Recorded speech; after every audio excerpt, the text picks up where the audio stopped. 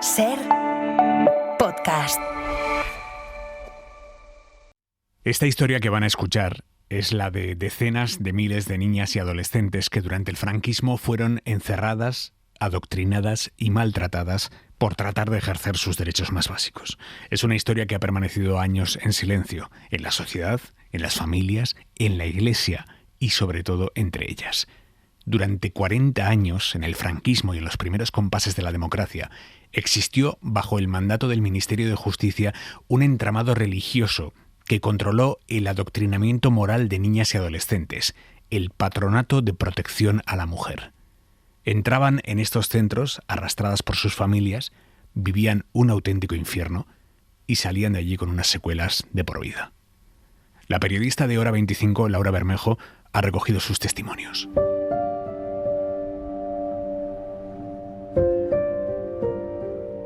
Algunas de estas mujeres llevan años queriendo hablar, otras acaban de empezar a hacerlo. Muchas no saben qué les pasó, por qué terminaron perdiéndolo todo. Fueron 40 años en los que la Iglesia encerró a mujeres con el fin de evitar que cayeran en comportamientos fuera de la moral religiosa y franquista. Loli, Consuelo y Josefa pasaron en esta institución los años más duros de sus vidas. A mi madre toda la vida la conocí enferma. Y bueno, cada vez que mi madre estaba ingresada, iba a consultas, a lo que fuera, mi padre abusaba de mí. Él lo tomó como un derecho y pretendía que yo me lo tomara como una obligación. Pero me escapaba de casa. Yo, claro, cada vez que mi madre entraba en el hospital, yo me escapaba de casa. Y mi padre puntualmente iba, denunciaba que yo me había escapado de casa para que me buscaran. Bueno, mi madre sí es cierto que era una persona tremendamente castrante en el momento que se queda viuda. Yo tenía 11. Entonces, pues yo me rebelaba muchísimo porque no me dejaban hacer nada. Yo tenía la sensación de que mis hermanos tenían pues unos espacios de libertades que a mí se me negaban. Si la tuviera que definir de alguna forma, sería una familia tremendamente intelectual. Muy cultos todos, pero con la tendencia absolutamente hacia la derecha. Y voy a parar a una academia donde conozco a gente de todo tipo, de todas las clases sociales. Se acabó llevar uniforme y empezó a vestirme de otra forma. Eso fue parece una tontería, pero no lo es. Yo empiezo a intentar ser yo, por decirlo de alguna forma, ¿no? Y me entero de que vivo en un país donde existe pena de muerte y de que van a ejecutar al Salvador Puig Antich. Esta fue mi primera manifestación. Puedo entender que esto no es el sueño dorado de una madre, y menos si es de derechas. El bienestar de una familia solo puede lograrse con el esmero de la mujer auténtica ama de casa. Al cabo del día, la mujer de su casa se ha esforzado menos, disfrutando de más comodidades. Yo ya iba al colegio en Hortaleza y empecé a hacer primero de bachiller. Y mi padre un día se plantó y a mi hermano y a mí nos dijo que ya se acababa el colegio, que había que trabajar, que en casa había que entrar dinero, que estaban las cosas muy mal, y nos puso a trabajar con 14 años. Y empiezo a trabajar con una señora y claro, mi padre esperándome en mi casa y yo tenía que entregarlo todo. Y un día le dije, no te lo voy a dar todo porque yo me tengo que comprar ropa, me tengo que comprar bragas, me tengo que comprar mis cosas que necesito, no te lo voy a entregar todo. Y un día pues me llegó una carta y me citaron en las oficinas del patronato. Y llegué tarde, 5 minutos, y ya no estaba mi padre. Pregunté que dónde estaba, él no estaba. Y entonces yo me fui a casa. Y al día siguiente aparecieron 2 señores no vestidos de ninguna manera, sino de calle. 2 señores con un traje y tal y un coche. Y le dijeron a mi madre que tenía que hacer una maleta con unas poquitas de cosas porque me iba. Y aparecí en Villalba. Claro, me buscaban, me volvían a casa y así muchas veces, muchas. A lo mejor en un año fueron 30 veces.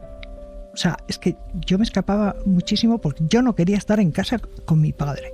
Claro, son tantas las veces que entra en juego el Tribunal Tutelar de Menores. Ahí como diciendo, a ver, ¿qué está pasando? ¿Por qué te escapas? Fue peor el remedio que la enfermedad. Porque claro, ellos me mandan a hacer un estudio psiquiátrico. Y en el estudio psiquiátrico el psiquiatra aconseja que vuelva al colegio y que salvo esta problemática familiar pues no hay ningún otro problema. Yo le dije al psiquiatra que mi padre abusaba de mí. Él lo pone en el informe. Y fue a raíz de ahí cuando el Tribunal Tutelar de Menores me dice, te vas. Y me llevó a un reformatorio. Y así pasa, vienen 2 policías de paisano en un coche y me llevaron a Madrid, al reformatorio. Tal cual. Tú sigues así que te voy a meter en un reformatorio. Te voy a meter en un correccional. Vas a ir donde las monjas. Bueno, tú sí sabes lo que es un correccional, pero no se te pasa por la cabeza pensar que tu familia lo va a hacer, ¿no?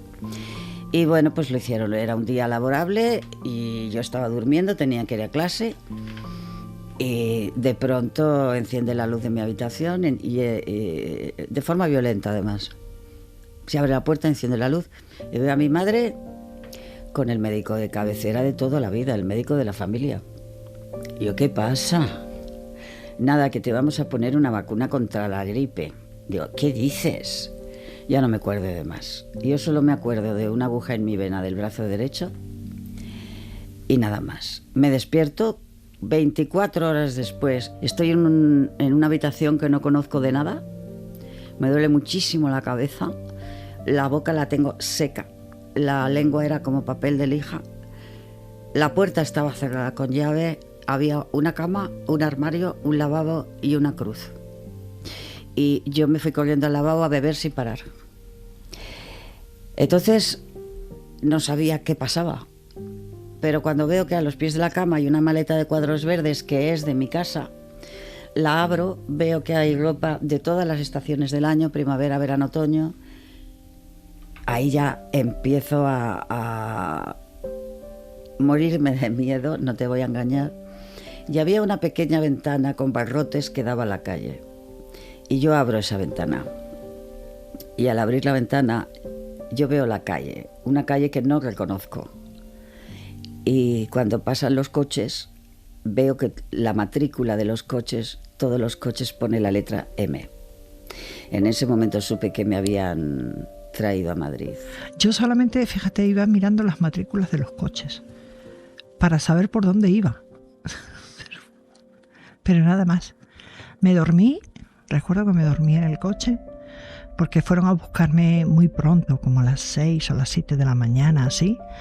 Y bueno, en el coche ellos iban hablando entre ellos y yo iba detrás y me dormí y ya cuando me desperté, ¿qué tal? ¿Cómo estás? Me llevan a un sitio, un cuarto que había como 4 camas, que eran literas.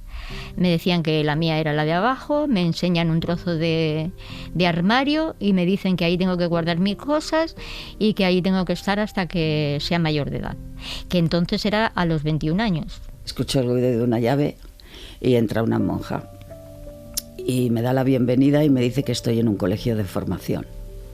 Digo, pero oiga, en todos los colegios se forma, ¿qué me está usted contando? ¿Esto no será un reformatorio? Y entonces me dice, aquí esta palabra no se pronuncia. Digo, zasca, lo han hecho. Y la monja cogió mi maleta, que pesaba que te mueres. Yo no tenía fuerza física para levantarla porque yo era delgadísima. Y atravesamos un pasillo larguísimo y cuando vi una fila de chicas con una bata de rayas verdes que yo llevaría a los 10 minutos, más ojeras que ojos y una cara de desesperanza que te morías, digo, estoy en un reformatorio como una catedral. Acababa de ingresar en el reformatorio de las monjas adoratrices de la calle Padre Damián 52 de Madrid, sí. Pero ¿por qué yo? Exactamente, ¿qué he hecho yo? ¿Qué es ahora? Lo pienso ahora con las palabras de ahora y digo, ¿que había que reformarme a mí? Si es que yo no había hecho nada malo. Bueno, pues nos levantaban muy, muy temprano con palmadas y los primeros rezos. En 15 minutos teníamos que estar duchadas, con la cama perfectamente hecha, porque si estaba mal hecha te la deshacían y la volvías a hacer, y de pie preparadas para los segundos rezos. A las 8 en punto de la mañana íbamos a misa en ayunas. Y a las 9 menos cuarto o las 9 desayunábamos en silencio absoluto y también rezando al principio y al final. No nos daban nada de comer desde las 8 de la mañana hasta las 2 de la tarde. Fregábamos la parte del convento que nos tocaba, eso le llamaban los oficios. La limpieza se vivía de una forma obsesiva. Fregábamos tanto tiradas en el suelo como con fregonas y luego nos ponían unas gamuzas debajo de los zapatos para abrillantar la cera del suelo, que terminábamos con los tobillos todos hinchados. Y luego ya entrábamos en los talleres de trabajo y trabajábamos gratis y en silencio absoluto también.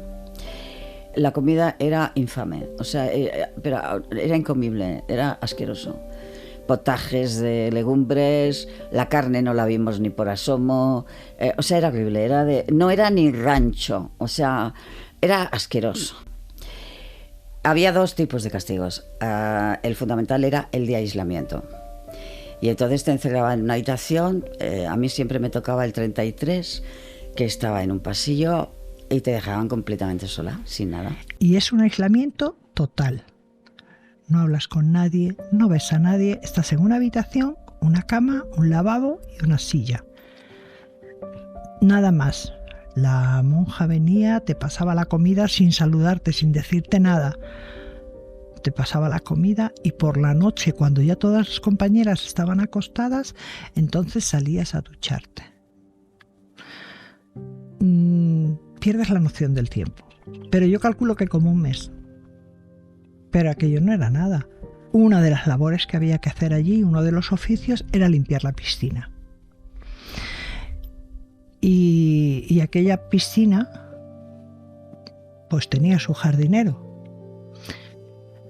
A mí me mandan a limpiar la piscina y me dejan muy claro el jardinero desde el minuto 1 que depende de su informe el que yo vuelva al aislamiento o vuelva al hogar con mis compañeras. Con lo cual, si depende del informe que él vaya a dar, ya le dejabas mano libre para que hiciera lo que quisiera contigo. Y lo hacía. O sea, tenía un cobertizo allí, tenía su cobertizo con sus cosas, sus herramientas y sus cosas de jardinería, y allí hacía lo que le daba la gana, de todo, lo que le daba la gana. Al lado de un muro había debía ser un cobertizo viejo y había ladrillos. Y yo cada día iba y ponía un ladrillo. Y al día siguiente iba y ponía otro. Y entonces lo que hice fue hacer como una escalera. Y bueno, pues el día que yo supe que ya podía subir por ahí, cogí, me quité el babi que llevábamos y me marché. Me escapé, salté la valla y me marché. Y me marché a mi casa. Él sigue abusando de mí, mi madre sigue enferma. Y claro, llegó un momento que me quedé embarazada. Y cuando me quedo embarazada, mi padre me lleva al tribunal de menores y dice: está embarazada, además me coge así de la mano, está embarazada, mirad a ver qué hacéis con ella. Y en el tribunal de menores me dice: pues nada, te llevamos a otro centro. Y me trajeron a Madrid otra vez, a Peñagrande. A mí me decía, pues si tú tienes buen fondo, pero mira, hija, yo si pudiera te trepanaría el cerebro, te lo metería en lejía y te lo volvería a poner. Eso me lo dijo a veces una monja, ¿no? Y claro, como yo sabía que se llevaban a muchas al psiquiátrico, por ejemplo, las lesbianas iban directas al psiquiátrico. A ver si me van a llevar a mí a 100 pozuelos y me van a meter un electroshock. O sea, yo tenía miedo de todo ya, literalmente de todo. Doy a luz en unas condiciones infrahumanas, porque de verdad te encierran en una habitación donde vas a pasar todos los dolores del parto. Y entonces, bueno, pues yo, claro, me dolía. Y cuando me dolía yo llamaba a la comadrona. Y la comadrona se enfadaba. Claro, yo ahí ya muerta de miedo la dejé de llamar, pero no dejé de chillar porque a mí me dolía muchísimo. ¿Hasta dónde te tiene que doler? Porque ellos decían, es que te tiene que doler más. Y yo decía, ¿cómo me va a doler más si ya no aguanto el dolor? Si me va a doler más, me voy a morir. Pero bueno, ya a las 8 de la mañana, yo estuve toda la noche de parto, y a las 8 de la mañana ya di a luz A mí esta comadrona me había hecho una salvajada, lo que ahora llaman maltrato ginecológico. Bueno, pues esto ya venido a más. La llamaban la bisturí, porque parece ser que es que cuando ella veía la más mínima dificultad, cortaba. Yo tenía una cicatriz de puntos que años después, cuando he tenido otros hijos, me la han visto y dicen, ¿quién ha hecho esto? Me intenté levantar para ir a comer, porque tenía hambre. No fui capaz.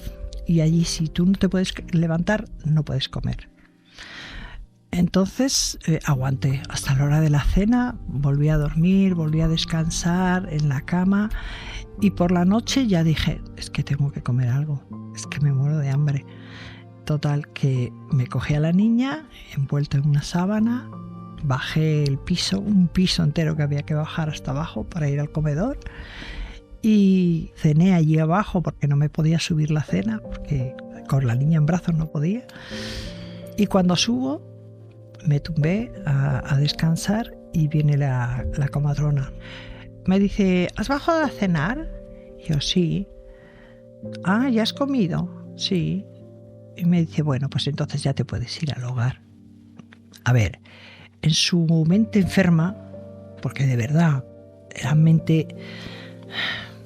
Si tú eras capaz de levantarte para comer, ya puedes empezar a trabajar.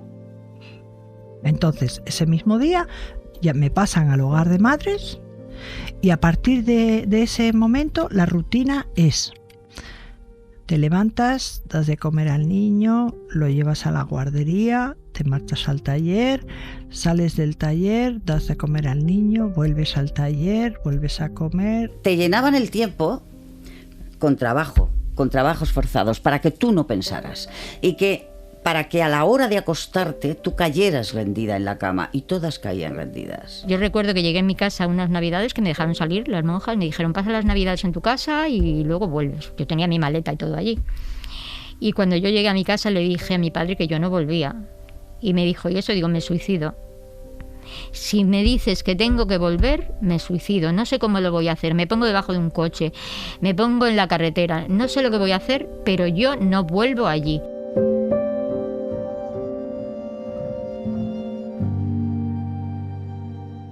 Las tres mujeres que escuchan, Loli, Consuelo y Josefa, fueron víctimas del Patronato de Protección a la Mujer, una institución franquista que encerró y adoctrinó a miles de niñas durante 40 años en España. Esta institución aparece en el año 1941 y el motivo que justifica la aparición es que hay un aumento de la prostitución clandestina, la que se sale del marco que el régimen ha establecido para la prostitución.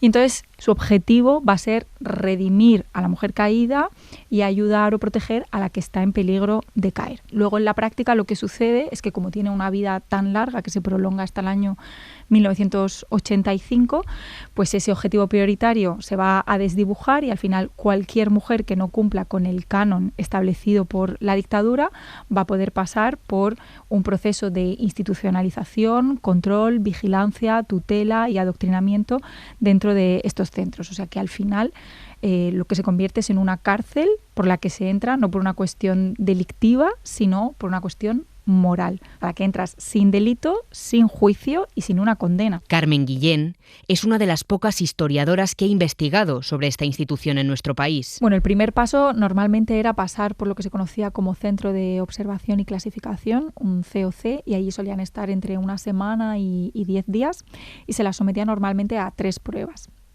La primera era una prueba de tipo ginecológico para ver si eran completas o incompletas, es decir, si eran vírgenes o no, porque esto iba a determinar en buena medida a qué tipo de centro iban a ir.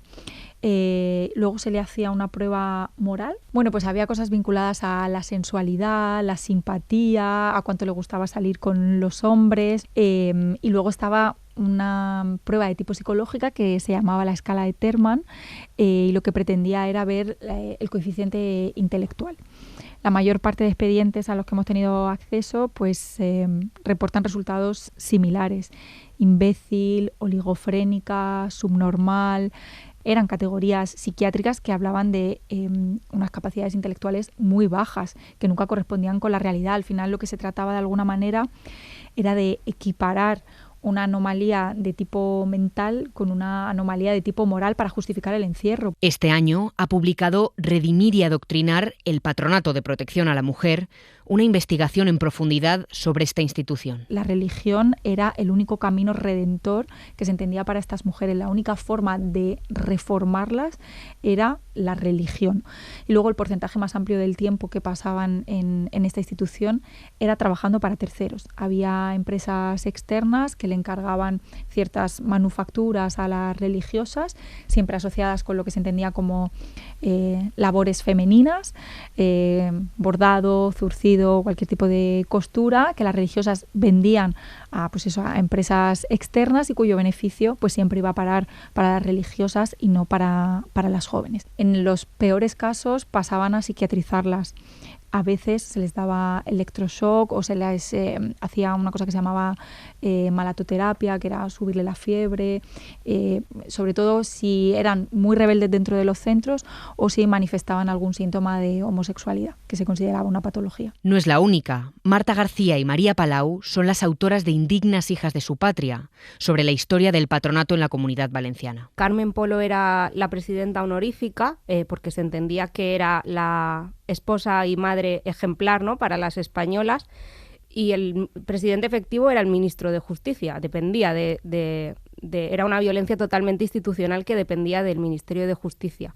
Fueron al final las órdenes religiosas las que tuvieron un poco el control y el poder del organismo, del Patronato de Protección a la Mujer. Cuando escuchamos esa amenaza que nos suena mucho a todas, incluso aunque no hayamos vivido esa época, si te portas mal, irás a las monjas. Se escondía todo un entramado carcelario que respondía al nombre de Patronato de Protección a la Mujer. Todas las investigadoras coinciden en que cuando empezaron a investigar sobre el patronato, el vacío documental era tremendo. Y la prueba está en que no aparecen ellas todavía como víctimas de la represión franquista en la Ley de Memoria Democrática, que no aparece en los planes de estudio, que son otras de las reclamaciones que estamos haciendo.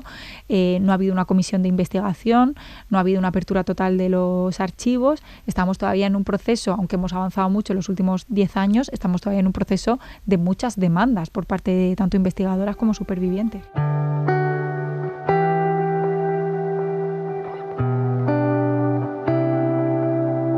Mi madre muere en diciembre y en la Semana Santa del año 83 vuelve mi padre a visitarme. ¿Con permiso de quién? No lo sé, pero me sacó del centro. Yo ya estaba tutelada, yo ya pertenecía al patronato. Me saca de allí Jueves Santo, Viernes Santo, Sábado Santo y Domingo de Resurrección. Me lleva a una pensión, a un hostal, con mi hija, por supuesto, porque mi hija era pequeña. Vuelve a abusar de mí, me vuelvo a quedar embarazada otra vez. Nadie me dijo nada, nadie me preguntó nada. La monja psicóloga tenía su famoso laboratorio psicotécnico. Aquella monja era directamente Mengele. Era un monstruo, una auténtica torturadora. Un día me dice, tus ideas a lo mejor en el año 2000 encajan, pero en 1975 no. Pues mire, hermanita, estamos en 2026. Sé que usted vive en Burgos y ojalá escuche este programa, porque por culpa de esta monja yo casi me quito la vida. Esa monja, un día, me coge del brazo, me mete en una habitación muy pequeña donde había un cuadro al óleo de la fundadora, pero enorme, enorme, enorme, y un reclinatorio, no había nada más. Y me dice, ponte de rodillas delante del retrato de nuestra santa y jura que te quedarás aquí voluntariamente hasta los 25 años. Y yo me la quedo mirando y le digo, antes me mato. Y fui corriendo y la terraza estaba en obras, no tenía barandilla. Había un trampolín de madera que era donde trabajaban los obreros y no había ningún obrero en aquel momento, con lo cual yo empiezo a caminar por el trampolín de madera y me quedo en medio, estaba en el vacío y yo me iba a tirar y entonces sentí que me cogían por detrás, por la cintura, y entonces ella me hace retroceder, me caigo al suelo y era una compañera que me dice, no les demos el placer de otra suicida. Te meten esa culpa dentro, te empiezan con el tú no eres nadie, no vales nada, te has arruinado la vida tú sola, imagínate la vida que le vas a dar a tu hijo, más te vale firmar los papeles y darlo en adopción, para que si de verdad le quisieras lo darías en adopción, porque no le vas a poder dar una vida buena. Nosotros tenemos familias muy buenas, muy católicas, que le van a dar una buena vida a tu hijo. Y la otra es que te vayas con tus hijos a la calle, porque no había en ningún sitio donde poder meter a una mamá con 2 niños. Y yo le pregunté, ¿cuánto tiempo tengo para decidir esto? Y me dice, no, tiene que ser ya. A mí me trabaja la cabeza a velocidad de vértigo. Yo decía, bueno, que yo esté en la calle me da igual, porque yo ya he estado en la calle, no tengo ningún problema, pero yo no puedo hacerle eso a mis hijos. Entonces decidí dejarlos allí hasta... Bueno, según ellos me iban a dar un mes. Pues ¿sabéis lo que iban a hacer en un mes? Era lo que me faltaba para cumplir los 18. Y entonces yo ya podía firmar sin ellos tener que dar explicaciones a nadie. Porque yo con 17 no hubiera podido firmar. Mi tutor era el patronato. Y entonces dejaron que pasara el mes y al mes volví y ya los niños no estaban. Y ahí terminó todo. O sea, para mí, a partir de ahí, es como enterrar a una persona en vida. Pues un día muy temprano por la mañana era laborable, no nos despiertan. Y entonces ya llega la monja y la monja nos dice, hace así, las palmadas de siempre.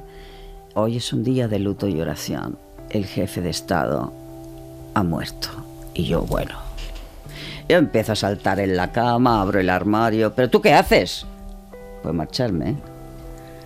De aquí no se mueve nadie. Yo, ¿perdona? Franco se ha muerto y yo me voy. Estás muy equivocada.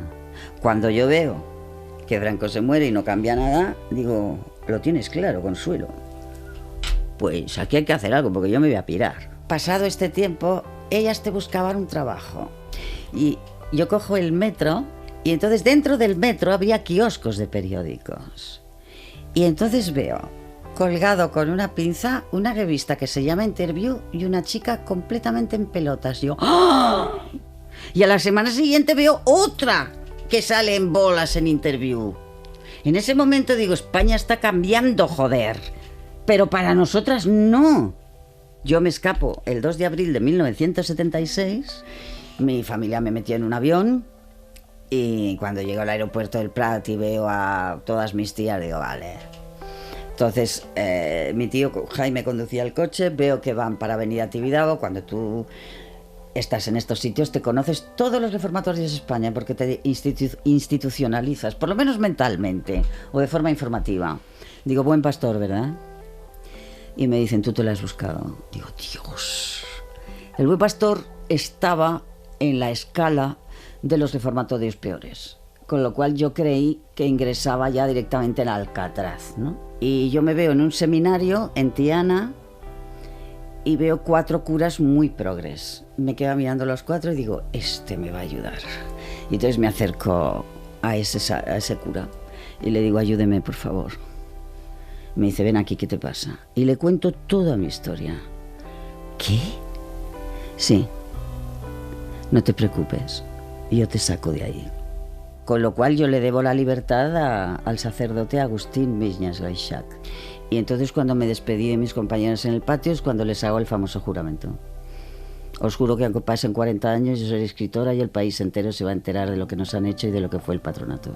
Yo me fui llorando por las compañeras que dejaba, porque muchas no tenían oportunidad de poder salir de allí, ¿no? Y recuerdo que una compañera que era divina, era del barrio de la Mina de Barcelona, me dijo, todas las noches de luna llena escribiré tu nombre en el aire. Sí. Todavía cuando hay luna llena la miro y pienso, Matencio, me acuerdo de ti. Acabé conociendo a gente de la prostitución, acabé, prostituida y y viviendo porque necesitaba comer y necesitaba vivir bajo un techo. Bueno, yo tuve un año que no soy consciente de lo que pasó con mi vida, ¿eh? No lo sé. Lo siguiente que yo recuerdo es aparecer en Palencia, trabajando en casa de una señora, limpiando, y no tener conciencia de cuándo había pasado lo otro. Te lleva a un punto a creer que todo eso es mentira, que no te ha pasado, que realmente estás loca. O sea, porque a mí me diagnostican un trastorno psiquiátrico en el año 98. Y ahí ya es que cuando te hacen estudios, cuando te hacen cosas, dices, es que yo recuerdo haber parido, es que yo recuerdo tener hijos. La gente, no te digo la gente de la calle, te digo los médicos, los profesionales que se supone que están ahí para eso, te dicen que no, que eso no ha pasado.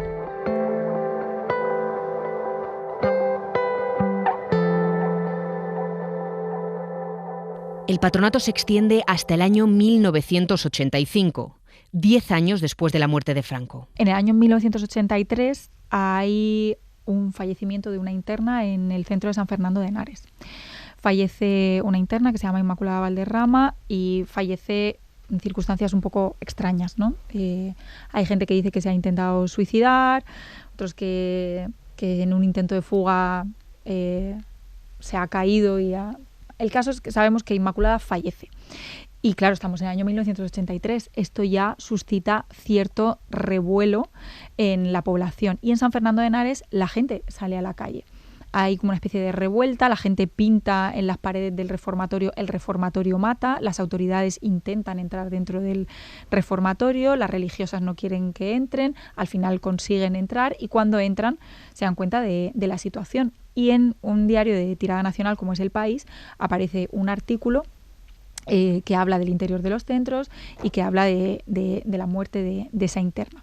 Entonces todo esto de alguna forma precipita el final del patronato que acaba paradójicamente con una ley de presupuestos. O sea, no hay una legislación para acabar con la institución, no hay un proceso reflexivo por parte de las autoridades, por parte de la política, simplemente se elimina el presupuesto del Estado. Recordemos que esto es una institución que depende del Ministerio de Justicia y que económicamente va recibiendo una subvención de manera anual que va creciendo paulatinamente. Entonces, ese presupuesto se retira y las competencias en materia de mujer pasan de estas instituciones o de estas juntas provinciales a cada comunidad autónoma entre el año 84 y el año 86, por la puerta de atrás. No es un final en el que se haya hecho pues es un proceso de reflexión por parte de la política, por parte de la sociedad, simplemente se va por la puerta de atrás, aquello se tapa y se deja en el olvido durante muchísimos años.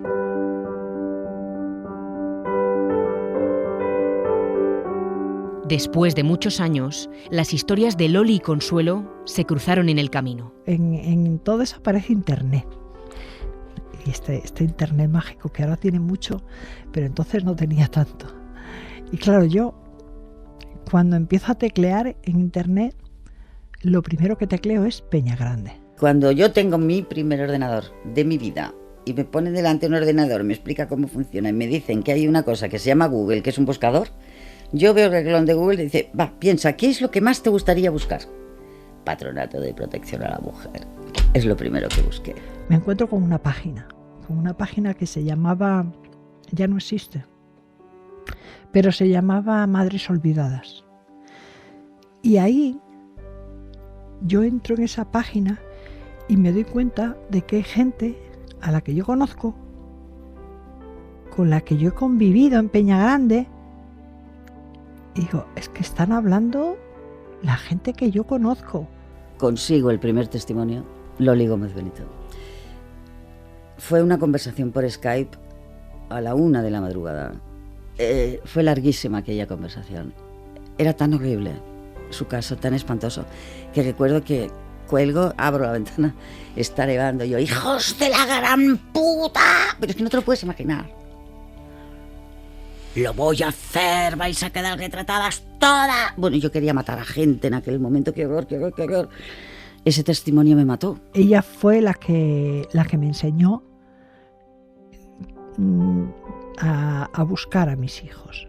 Y a ella me da las pautas. Lo primero, pedir la partida de nacimiento. Me las mandaron por correo. Yo loca de contenta cuando yo veía aquello, porque claro, también ves en el margen que han sido adoptados.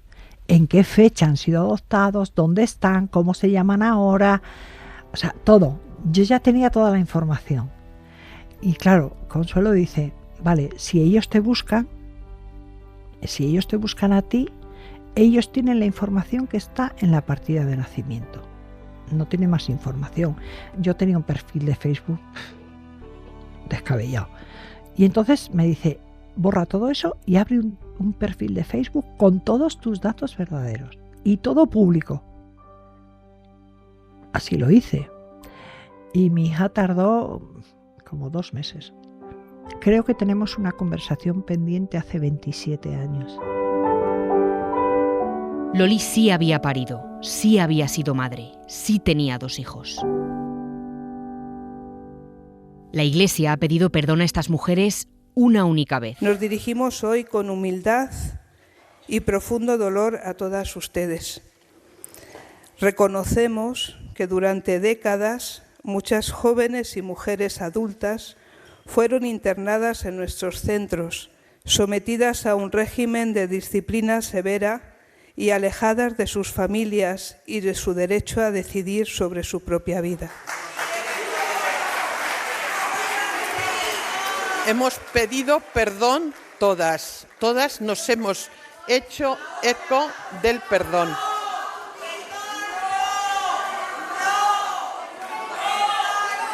Fue el 9 de junio de 2025. El perdón no era un perdón real. Era, nos decían como que si alguna se había sentido mal, pero que había otras muchas a las que les había ido muy bien. Y además sabíamos que las monjas, las cruzadas evangélicas, que eran las que estaban en Peñagrande, estaban en el recinto, estaban en el acto, pero no quisieron pedir perdón. Ellas no se unían a la Confer porque como ellas no son religiosas, son seculares, pues ellas no tenían nada que ver con eso. Entonces, ¿quién me está pidiendo perdón? ¿Quién? Tuvimos 3 reuniones con la Confer, ¿no? En la última, que ya era la organización del acto, le digo, por favor, ¿me pueden dar el texto del perdón? Y me dicen, no. Vaya, ¿no me lo dan? Vale. El día anterior al acto, el presidente de Confer, el señor Jesús Díaz o Díez, no sé, hace unas declaraciones muy, muy, muy desafortunadas a Europa Press. Y dice que piden perdón aunque solo hubiera sido una. Y digo, mira, si esto va a ser un perdón de plástico y una tomadura de pelo, pues vamos a preparar algo. La Confer, la Conferencia Española de Religiosos, la entidad que agrupa y promueve a los institutos de vida consagrada en España, no ha querido participar en este reportaje.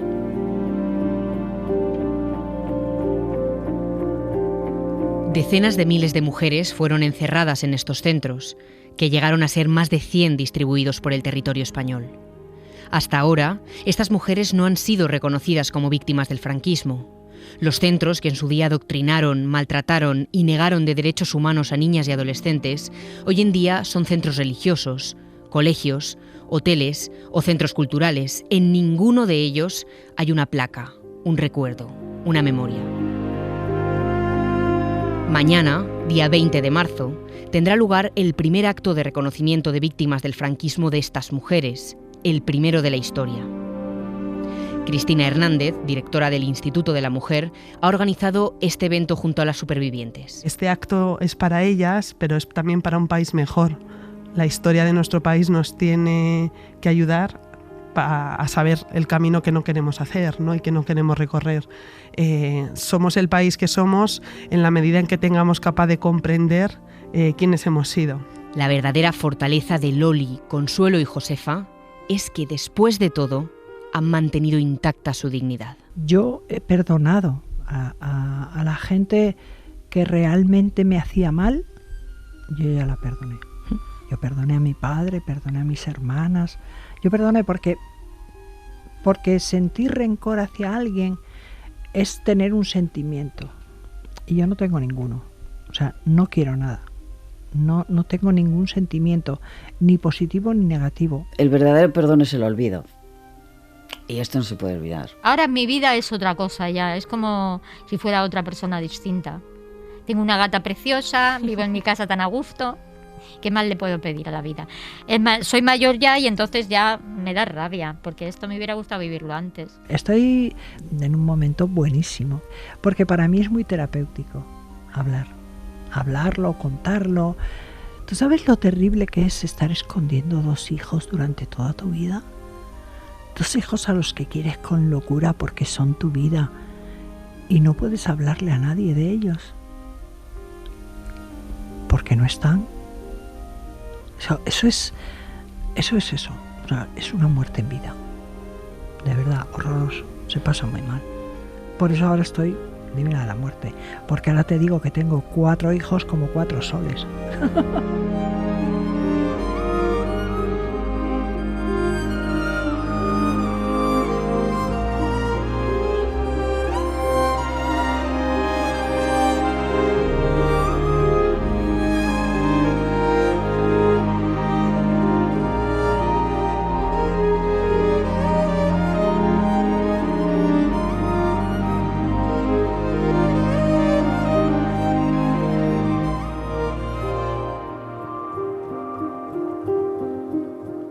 Un reportaje de Laura Bermejo y Aimar Bretos. Hora 25. Para no perderte ningún episodio, síguenos en la aplicación o la web de la SER, Podium Podcast o tu plataforma de audio favorita.